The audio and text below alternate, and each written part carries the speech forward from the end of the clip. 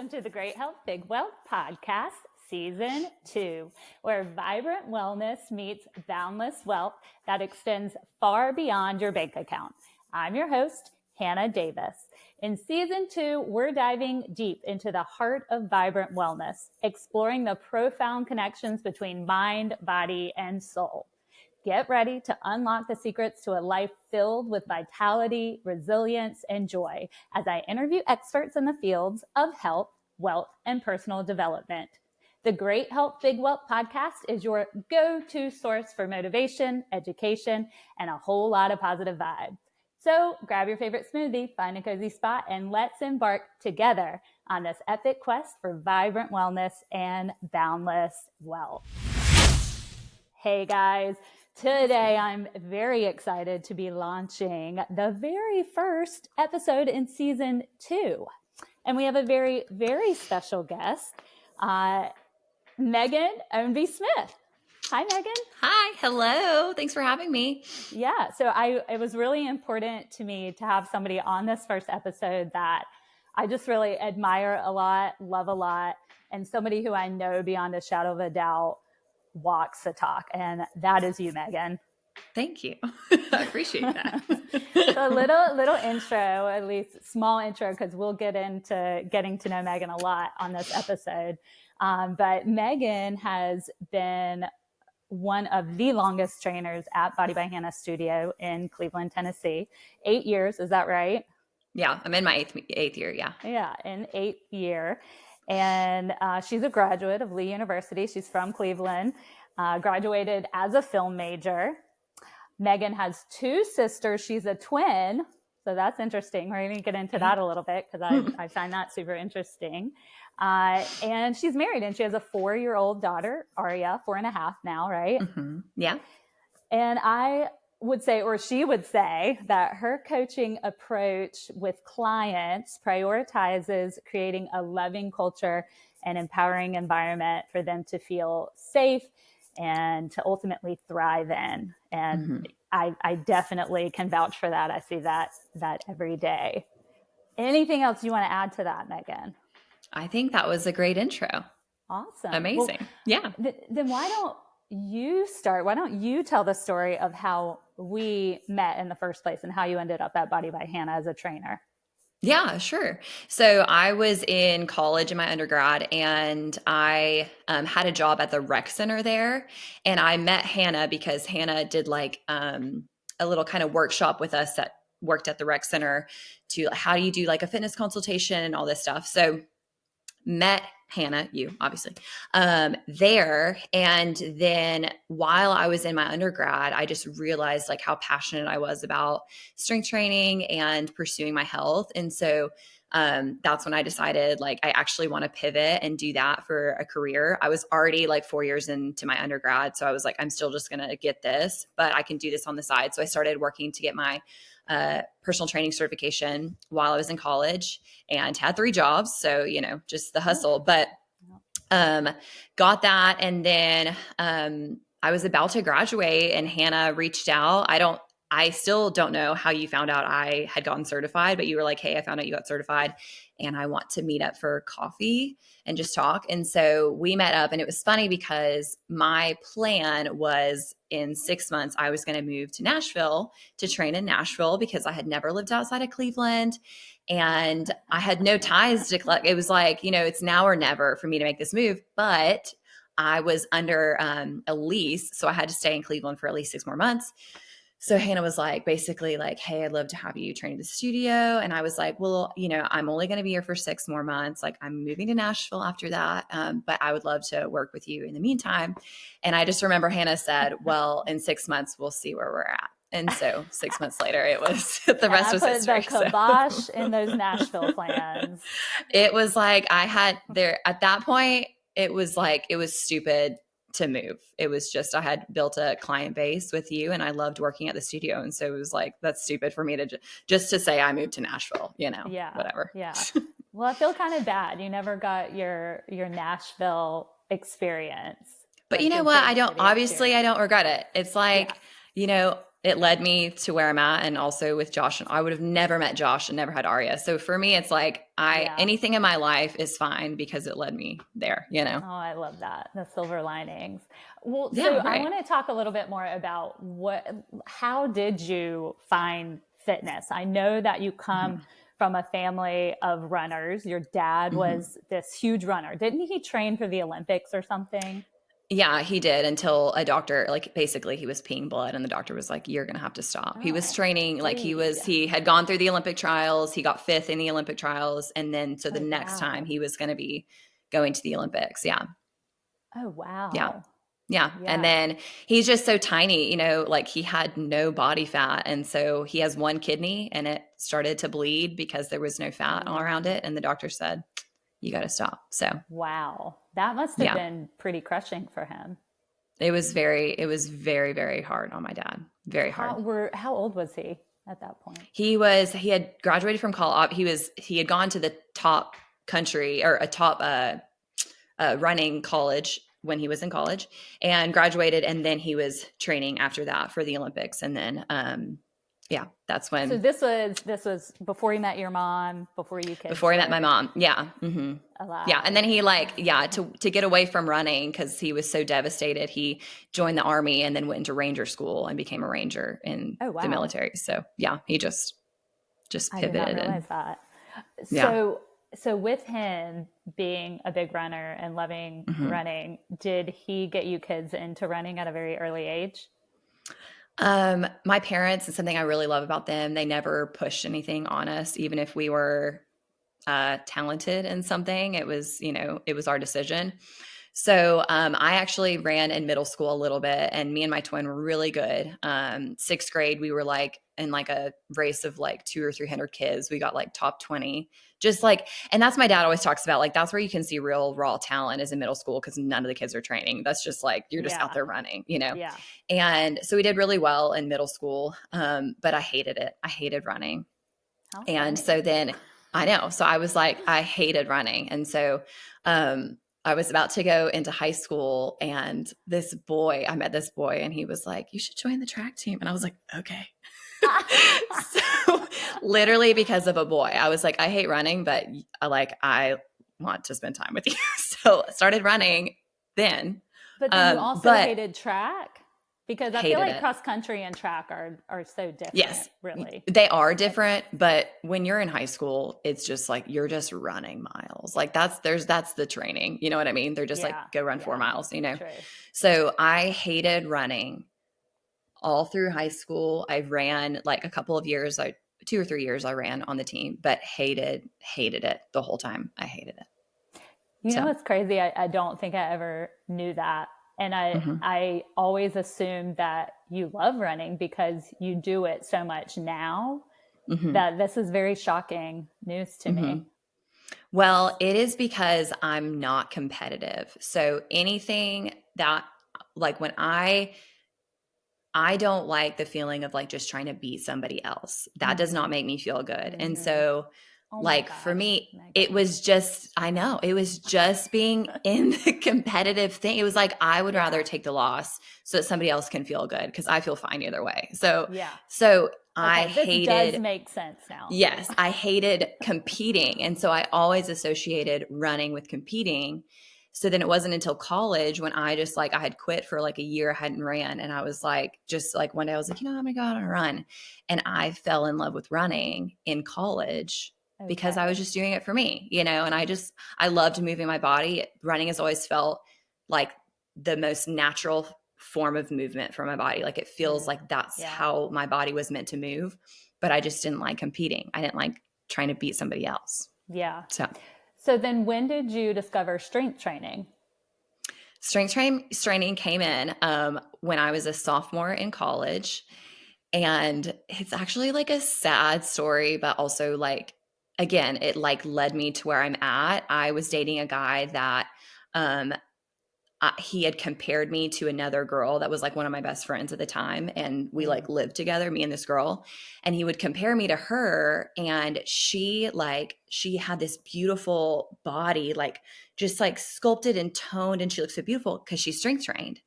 And so it was that like comparison. It wasn't that it made me feel bad, but it was just kind of like, yeah, she does have like an awesome body. Like I had a runner's skinny body, Yeah. but like she was like lean and sculpted and like strong. And so that honestly, I was like, okay, like I was like December of 2010. I was like, I'm going to start strength training. And so yeah, that's what happened. Oh, wow. Isn't that crazy? Yeah. Yeah. And Yeah. how did you initially learn what to do? Um, Me and my twin, we decided to do it together. And so we went to the YMCA and we were like, okay, Monday, Wednesday, Friday at whatever, noon, we're strength training. We had no clue what we were doing. Like no clue. Like our reference, we would just like look at other people and be like, okay, bicep curl. You know what I mean? Yeah, Like that's what we were doing. Eventually that evolved into finding some like programs online to follow and stuff like that. So it just kind of progressed organically. I never was like trained or like had a trainer at that point.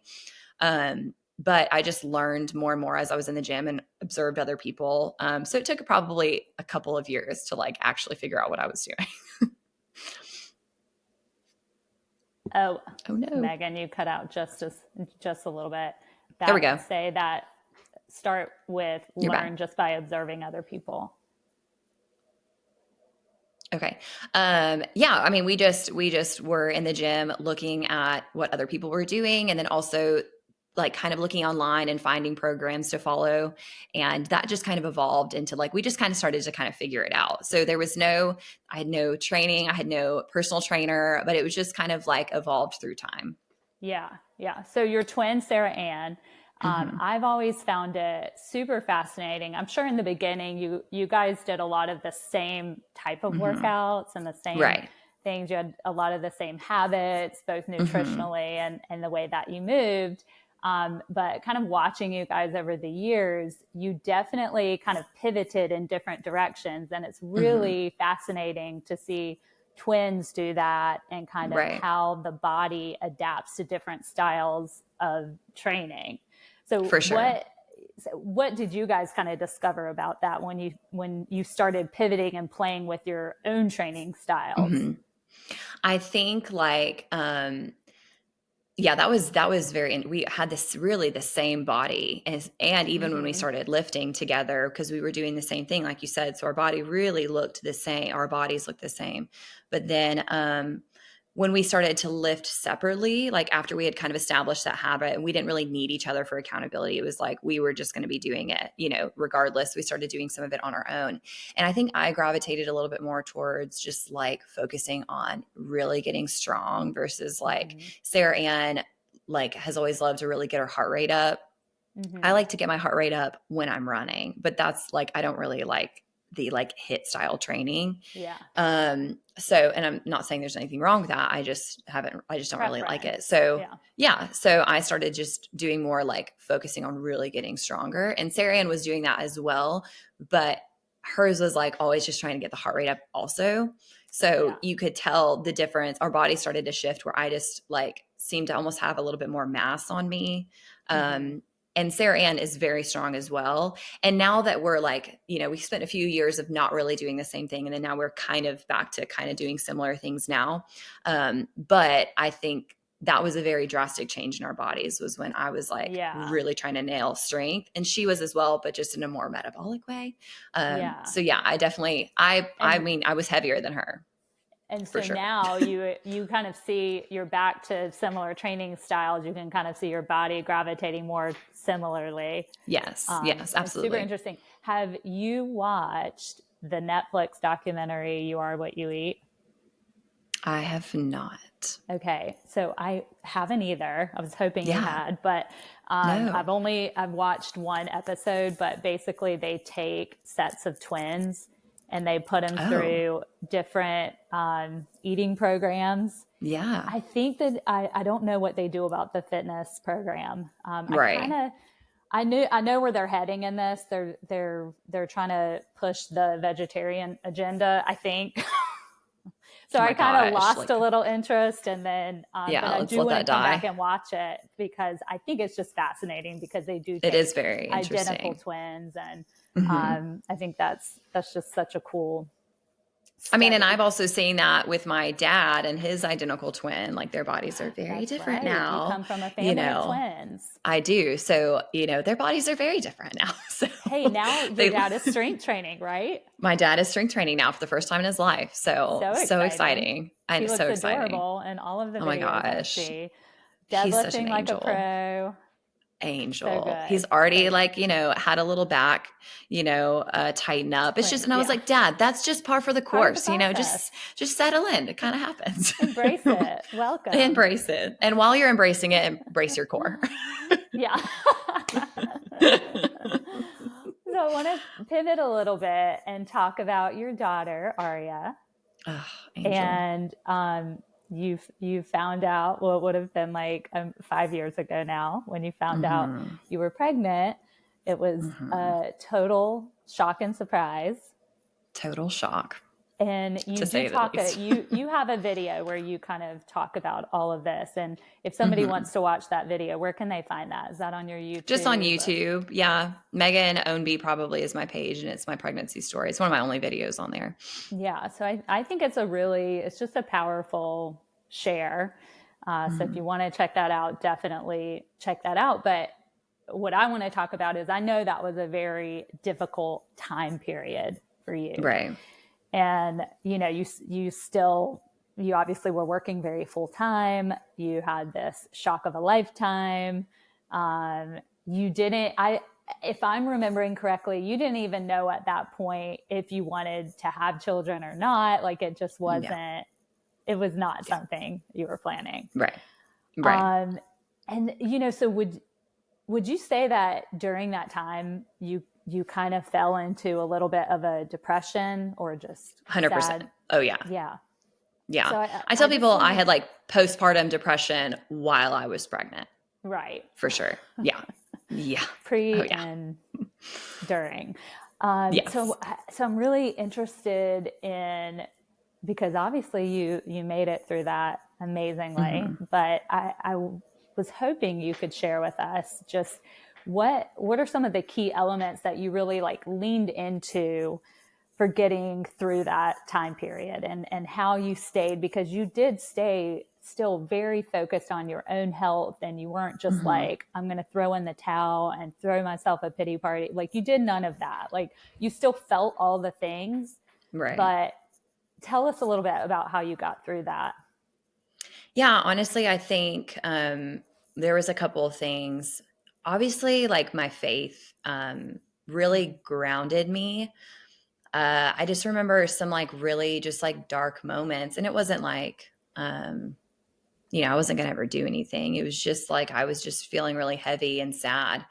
And, I just like had something that would like keep me grounded and keep me kind of above water was this thought that like, you know, I am here to tell other people about Jesus Christ. So Mm-hmm.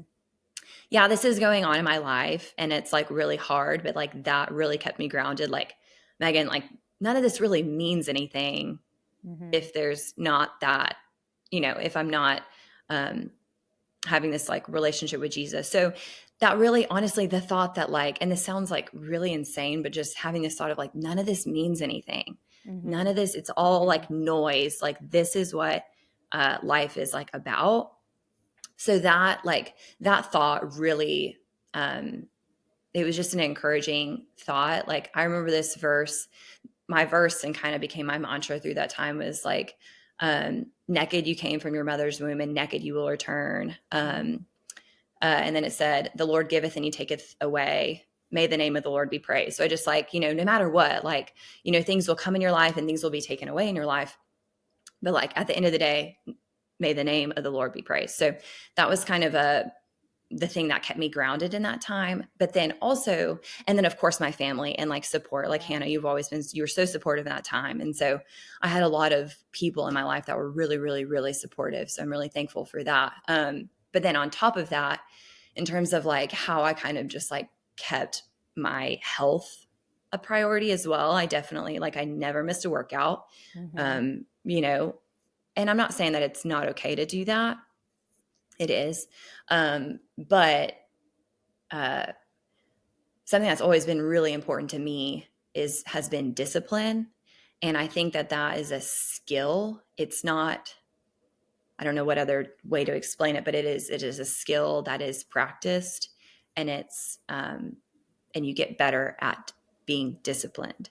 And so Absolutely. discipline has always in my life been a very important thing. Before health even mattered to me, discipline mattered to me. And so, or to be disciplined in different areas has always really mattered to me. So at this point, I was so disciplined that, and also I believe in the importance of exercise, nutrition, sleeping, like in my health. That is a huge conviction in my life. So even though this was going on, I was disciplined, but then also convicted in that this is important. So even if you're going through this, your body still needs it. Your baby still needs it. We're going to get, the emotional, it'll come, Right. but this, we have to stay consistent. So Right. that's kind of what I leaned on. Yeah, I love that. So just staying very grounded in your purpose in life. Right. Yeah. I mean, Right. I think that's such incredible wisdom right there. Just staying grounded in your purpose and disciplined. And this is kind of a perfect segue, because one thing that I've always really admired about you is just that discipline that you do. It's one of your most admirable qualities. Like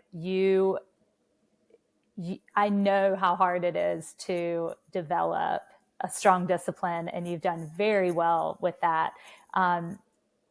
So, and what's interesting, I know you've always had that in your wellness, but you mentioned you had it in other areas of your life too. So is this something, because I've always wondered, is this like a family trait, or did you just decide one day in your young life, like, I'm going to be this discipline Miss Discipline USA. How can I get some of this? Oh my gosh. Well, first of all, thank you. That's so sweet. I do think that my discipline is my superpower. Like, I'm not amazing at a lot of things, but I do think I'm very disciplined, but I don't, to be honest, Hannah, I don't really know. At a very young age, I just remember feeling like discipline was very important. And like I said, that was way before I even cared about my health. Like I was drinking Doritos and Taco Bell. You know what I mean? Like, Dr. so it didn't even have anything. Forgot about the Dr. Pepper craze. Dr. Pepper. I know the other day I was like, should I have one? And I was like, no. But yeah, I don't really know. I think that like, I've always been, and my dad is like this. He's very like, we're very passionate about certain things. And so like with me, there's not really any guessing. Like I'm hot or cold. I either really like something or really, really don't like something. And if I really am passionate about something, it's going to be with me for the rest of my life. So I think, and I really think my dad is definitely very much like that. But I think that I've always had really strong convictions in my life. And so just things that I felt really passionate about staying away from or working towards, you know what I mean? Just like really strong convictions that I think really influenced the discipline, because like I said, I was so passionate about these things. They're really important to me. And so the discipline kind of came in line with that. You know what I'm saying? Like just making sure that those were upheld. And that was just from a very, very young age. Like even when it came to my schoolwork, like that, I was very disciplined in doing my school work, because it was important to me. So that makes I think sense. When you're coaching your clients and, they might say, well, I know I need to do this, but I don't necessarily feel, that conviction that, I need to stop. Like what are some tools or tips? Like if there's like 1, 2, 3 kind of big tools or tips that you share with your clients, or you try to coach your clients around for creating stronger habits, what would those be? Well, first of all, planning ahead, like, not just getting to the day and being, it's like, you're setting yourself up for failure if you have no plan, and then you expect you're going to make the right choice when there's no plan, and the easy way out is like, you know what I'm saying? So for example, like, I tell people, I'm like, well, we need to plan meals ahead. We need to have things already prepped, like on a weekend, so that in the week, you can't be like, oh, you know what? Shoot. I forgot to do that, but like, I'm Mm-hmm. going to go just because I have no other option but to run and do, go out to eat or whatever. It's like, Right. okay, but if you plan ahead and you have something in your fridge ready made, then you have to make the conscious choice. I'm going to make this Yes. choice, or I'm going to make that choice. So Right. kind of giving yourself, not letting yourself have an out. So planning Right. ahead, you know what I'm saying? Yep. So obviously Love it. planning ahead. And then, when I first started lifting, I had mentioned before, I said Monday, Wednesday, Friday at this time, no matter what. To me, Mm-hmm. I treated my workouts like work, or Right. like school, or like my work. They were non-negotiable hours. Mm-hmm. No matter what, I'm going to do this. Just like I'm not going to bail on work, I'm not going to bail on school. Yeah. So they were just non-negotiables, and I treated them like that.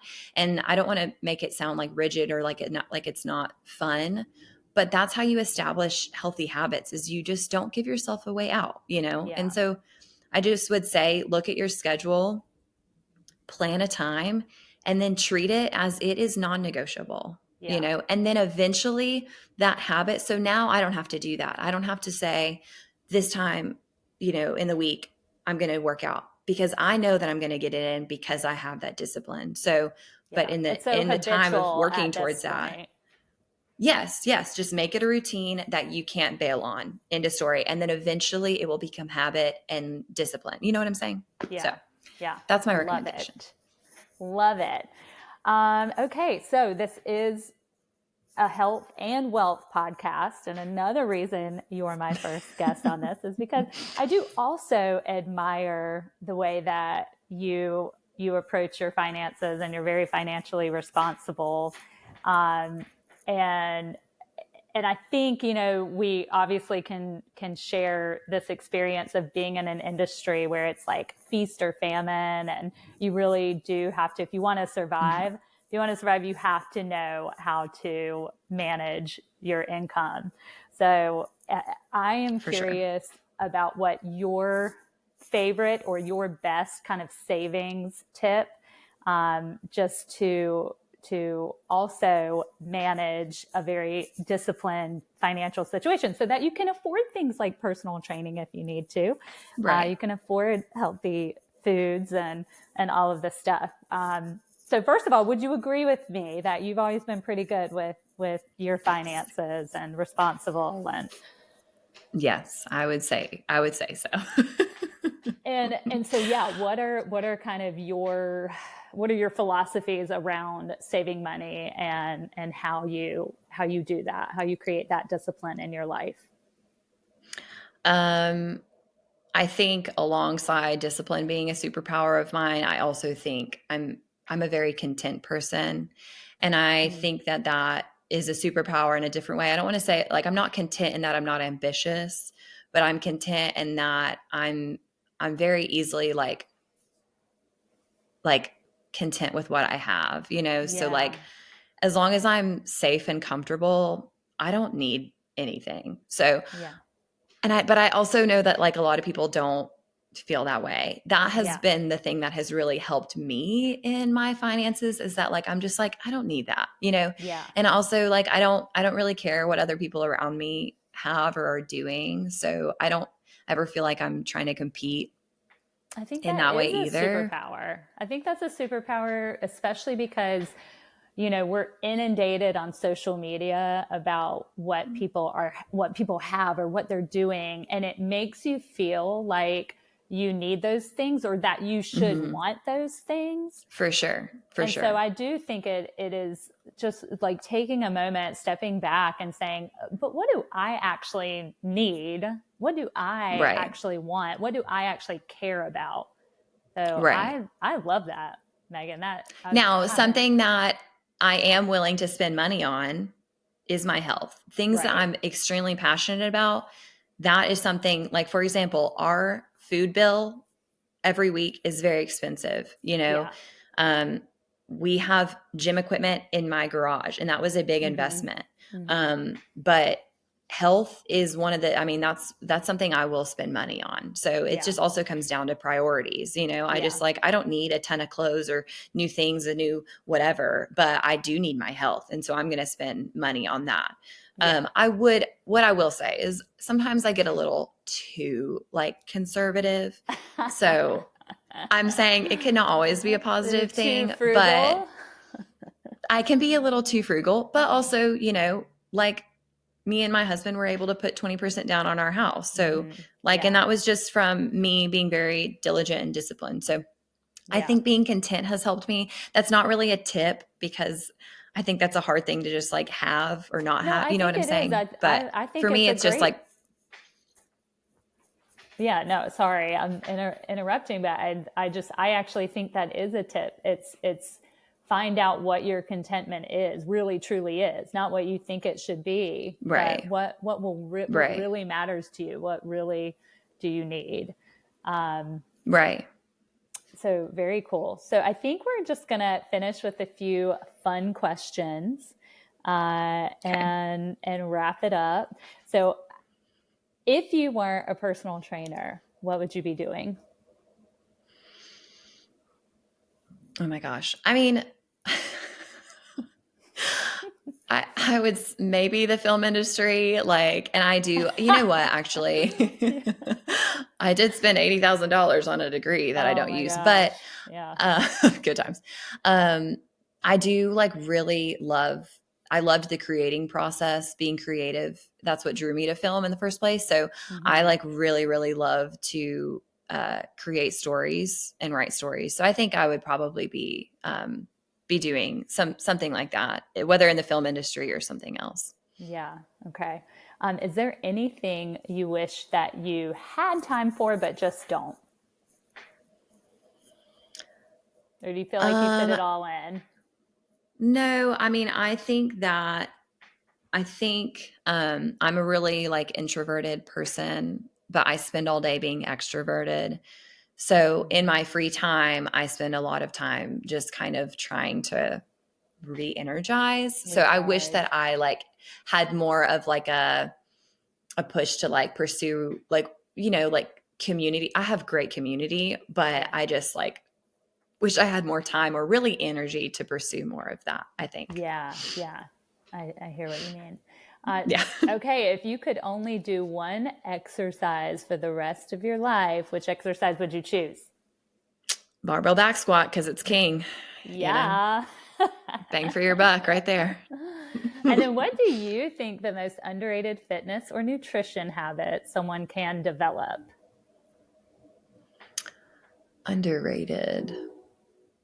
I would say prioritizing protein probably would be, there's a lot of emphasis on total calories and which is, applicable, but, I just don't think there's enough talk about protein and the importance of it. What's the most efficient way to get it in? Meat. I'm just going to say it, so, I mean, it's very trendy to not prioritize protein or just, you know what I'm saying? Veganism and whatever. And that's fine. And I'm I have nothing against it, but it's just hard to get your protein in when we're not eating meat. So I would just say that's probably establishing good habits around trying to get your protein in. It's very important. Yeah. Love it. Yeah. Well, Megan, it has been amazing to tap into some of the wisdom that you have on today's episode. I really appreciate you taking the time to sit down and chat with hopefully our growing podcast subscribers. We'll see. Yeah. But, I think that's all I have today. Well, thank you so much. I really appreciate you thinking of me. It was an honor for you to even ask. So thank you. So tell people how they can find you on Instagram. Yeah, my tag is Megan Ownbey Smith. You can always go to Hannah and then type in Megan, and there I'll be there on Hannah's page. Yeah. Thank you so much, Megan, and thank you everybody else for being here. Until